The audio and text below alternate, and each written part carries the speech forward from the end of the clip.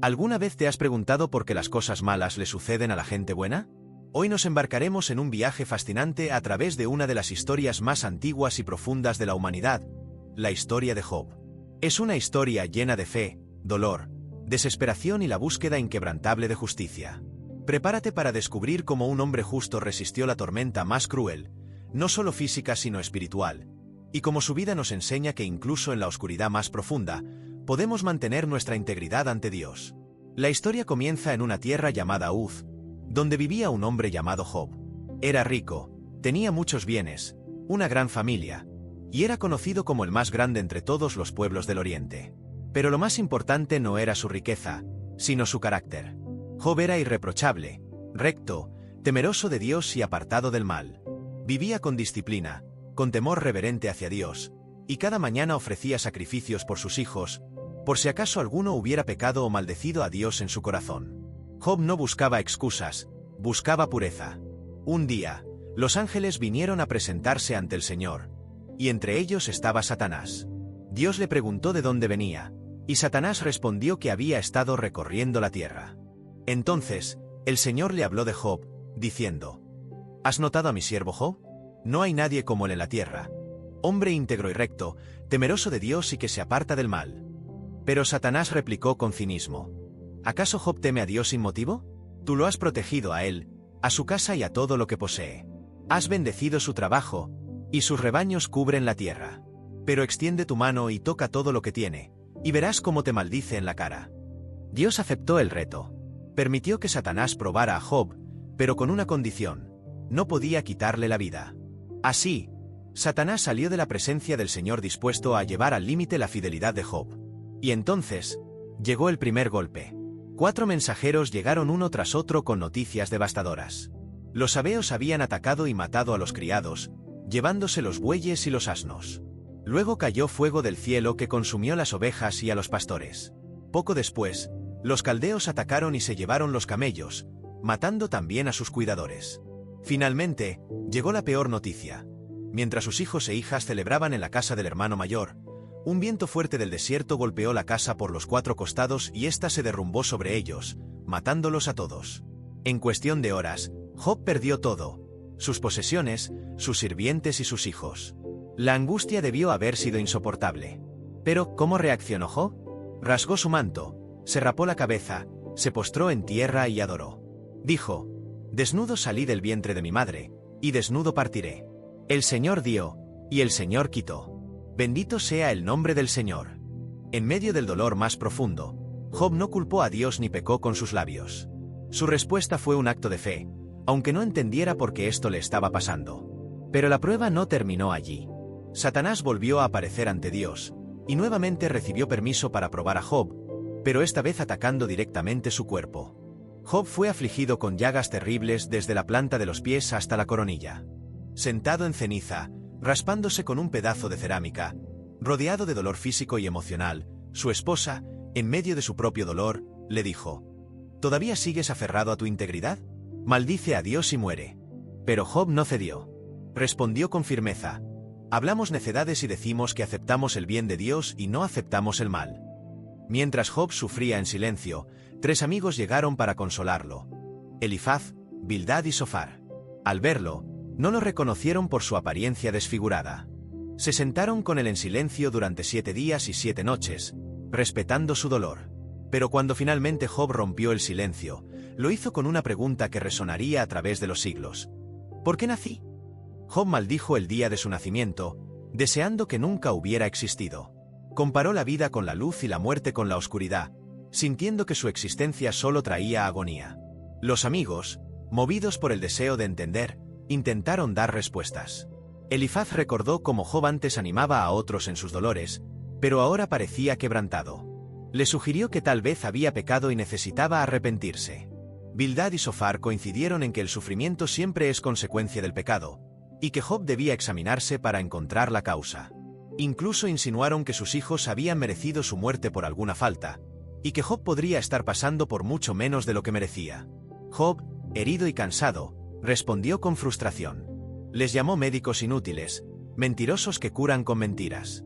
Les dijo que sabía tanto como ellos, pero que no encontraba respuestas. Job quería hablar directamente con Dios. Anhelaba un mediador entre él y el Altísimo, alguien que pudiera interceder por él.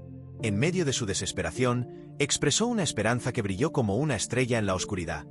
Sé que mi Redentor vive, y que al final se levantará sobre la tierra. Job no entendía por qué Dios permitía que personas malas prosperaran mientras él, inocente, sufría. Quería confrontar a Dios, protestar contra la injusticia, pero no podía encontrarlo. Sabía que la sabiduría estaba oculta, pero creía que al temer a Dios y apartarse del mal, encontraría sentido. Aunque no supiera todas las respuestas, no dejaría de buscarlas. Y así llegamos al punto en que Job ya no solo sufre físicamente, sino también emocional y espiritualmente. Se siente solo, incomprendido, abandonado incluso por aquellos que vinieron a consolarlo. Pero aún queda algo en él, su deseo de encontrar a Dios. Pronto, muy pronto, Dios responderá, pero no de la forma en que Job espera. De hecho, su encuentro con el Creador cambiará todo. Job había resistido los primeros golpes. Perdió todo lo material, sus hijos, su salud, incluso la comprensión de sus amigos. Pero no perdió su fe, aunque sí sintió profundamente el silencio de Dios. Aun en medio del dolor, mantenía algo que pocos comprendían, su integridad. No culpaba a Dios, aunque tampoco entendía por qué le estaba pasando esto. Quería respuestas. Quería hablar directamente con él. Pasaron los días, las palabras se agotaron entre Job y sus amigos. Las defensas de Job se habían vuelto más firmes con cada argumento fallido de Elifaz, Bildad y Sofar. Ya no solo buscaba consuelo, buscaba justicia. En medio de su desesperación, expresó una verdad que resplandecía como un faro en la oscuridad. Sé que mi Redentor vive, y que al final se levantará sobre la tierra. Era una afirmación de esperanza más allá de la muerte, una chispa de luz en un corazón abatido. Job creía que, aunque su cuerpo fuera destruido, vería a Dios con sus propios ojos. Y eso, en medio de tanto dolor, era un milagro en sí mismo. Pero Dios seguía callado. Job clamaba al cielo, rogaba por una audiencia divina. Deseaba que alguien intercediera por él, un mediador entre hombre y creador. Pedía justicia, pero también quería entender. ¿Por qué permitía a Dios que personas malas prosperaran mientras él, inocente, sufría? ¿Cómo podía un ser humano encontrar paz si no entendía los caminos de Dios? El tiempo pasó.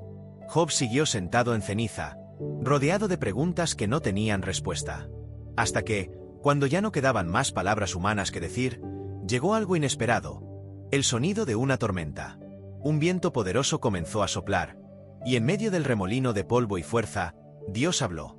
No fue una voz tranquila, ni un ángel mensajero. Fue el mismísimo Creador quien rompió el silencio, saliendo desde el torbellino. Sus palabras no fueron de consuelo, sino de pregunta. ¿Quién es este que oscurece el consejo con palabras sin conocimiento? Eran palabras duras, pero no frías. Eran palabras que buscaban despertar, no castigar. Dios no respondió directamente a las preguntas de Job. No le contó sobre la apuesta celestial, ni sobre Satanás, ni sobre el propósito detrás de su sufrimiento. En lugar de eso, lo invitó a contemplar algo mucho más grande: la creación. Le recordó quién era él, el arquitecto del universo, el diseñador de las estrellas, el sostenedor de la vida. ¿Dónde estabas tú cuando yo fundaba la tierra?, le preguntó. ¿Quién fijó sus medidas, o quién extendió sobre ella el cordel? Job escuchaba, atónito. No había venido buscando un examen de su ignorancia, sino un juicio de su justicia. Pero Dios no lo trató como un acusador, sino como un hijo que necesita recordar su lugar. Le habló de las maravillas del mundo, de los cielos, de los animales, de los misterios que ni el más sabio puede dominar. ¿Puedes cazar presa para el león? ¿Sabes cuándo paren sus crías las gacelas? Le diste al caballo su fuerza, hace relinchar al milano por tu sabiduría. Job, antes tan seguro de su derecho a reclamar respuestas, ahora se sentía pequeño. No por menosprecio, sino por asombro. Había estado luchando contra un muro invisible, pero ahora veía que ese muro era la infinita sabiduría de un Dios que no necesitaba explicarse, pero que elegía revelarse.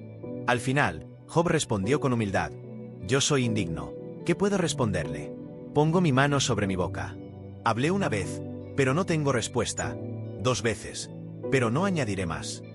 Había venido buscando justicia, pero encontró algo más profundo: conexión. Había querido un juicio, pero recibió una revelación. Pero Dios no terminó allí. Volvió a hablar, esta vez no solo del universo, sino de dos criaturas poderosas, el Behemoth y el Leviatán.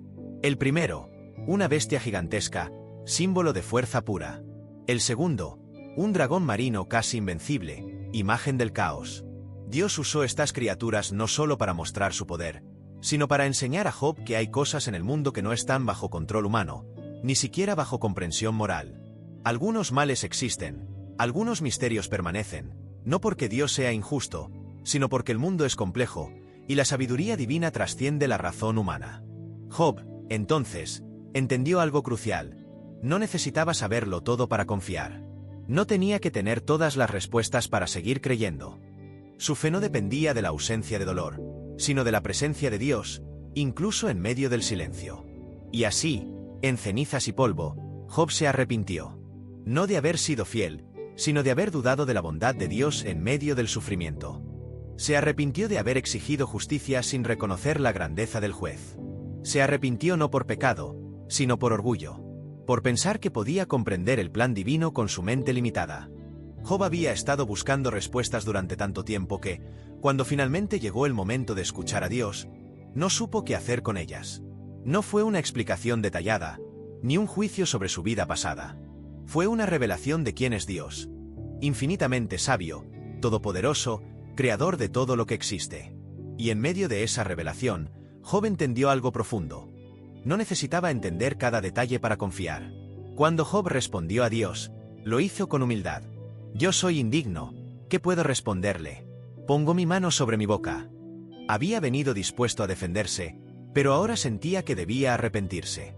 No por haber pecado, sino por haber cuestionado los caminos de Dios con orgullo.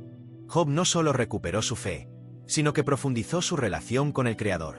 Ya no lo conocía solo como el Dios que bendice, sino también como el Dios que prueba, y que tiene razones más allá de nuestra comprensión. Dios, entonces, se dirigió a los tres amigos de Job, Elifaz, Bildad y Sofar. Les dijo que no habían hablado correctamente de él como lo había hecho Job. Eran personas bien intencionadas, pero sus palabras estaban llenas de juicios falsos. Afirmaron que el sufrimiento siempre es consecuencia del pecado, ignorando que hay otros propósitos detrás del dolor. Job, aunque herido, había mantenido su integridad. Sus amigos, aunque aparentemente sabios, habían sido duros e inflexibles. Dios ordenó que los tres amigos presentaran ofrendas por su error, y que pidieran a Job que orara por ellos. Era una restauración no solo espiritual, sino también social. Job, antes abandonado por todos, ahora era el mediador entre sus amigos y Dios. En ese acto, vemos cómo Dios no solo sana al afligido, sino que le da autoridad y propósito en medio del dolor. Luego de este encuentro, Dios comenzó a restaurar a Job. No fue un proceso rápido, ni inmediato, sino un recordatorio de que después de la prueba viene la promesa. Los años de sufrimiento no fueron borrados, pero tampoco fueron en vano. Su familia volvió a crecer, esta vez con 7 hijos y 3 hijas. Sus rebaños, sus camellos, sus tierras y posesiones se multiplicaron al doble de lo que poseía antes. Pero lo más importante no fue la riqueza material, sino el corazón restaurado. Job no solo recibió nuevas bendiciones, sino una nueva perspectiva. Ya no viviría preguntándose por qué sufrió, sino agradeciendo por lo que aprendió. Había estado en presencia del Creador, y eso cambió todo. El libro de Job no termina con una explicación detallada del por qué sufrió. No nos dice si Satanás cumplió su apuesta o si perdió ante Dios. Tampoco revela cuánto tiempo duró su prueba, ni cómo exactamente se sintió al ver a sus nuevos hijos sabiendo que nunca olvidaría a los primeros. Pero si nos deja con una verdad poderosa, Job no necesitaba entenderlo todo para seguir creyendo. En muchos sentidos, la historia de Job es también nuestra historia. Todos enfrentamos momentos de oscuridad, donde las preguntas superan las respuestas, donde el dolor parece injusto, donde la ausencia de Dios se siente más real que su presencia. Pero la historia de Job nos enseña que incluso en esos momentos, podemos mantenernos firmes en nuestra fe, que no necesitamos tener todas las respuestas para seguir adelante, que hay un Redentor que vive, y que un día todo será puesto en su lugar. Job vivió 140 años más, viendo a sus hijos y nietos hasta la 4ª generación. Murió siendo un hombre anciano, lleno de días. Su nombre no quedó en la historia por su riqueza, ni por su salud, sino por su fidelidad. Porque resistió cuando todo se derrumbó. Porque no maldijo a Dios, sino que lo adoró aún en ceniza. Porque buscó a Dios no solo en los días buenos, sino también en los peores. Y así termina la historia de Job. Pero su mensaje sigue vivo. Es un mensaje para todos aquellos que han perdido algo valioso. Para quienes han llorado en silencio. Para quienes han preguntado, ¿por qué yo? Job no tuvo todas las respuestas, pero encontró algo mejor: a Dios mismo. Si te identificas con Job, si hoy estás atravesando una tormenta, recuerda esto: no estás solo. Tu fe puede sobrevivir al dolor. Tu integridad puede permanecer firme. Y aunque no entiendas todo, puedes seguir creyendo. Gracias por acompañarme en este viaje a través de la historia de Job. Si este relato te ha impactado, no dejes de compartirlo con alguien que también pueda encontrar esperanza en medio del sufrimiento. Y si quieres más historias que desafíen tu mente y fortalezcan tu fe, no olvides suscribirte. Porque juntos seguiremos explorando historias que trascienden el tiempo, llenas de fe, fuerza y redención. Hasta la próxima.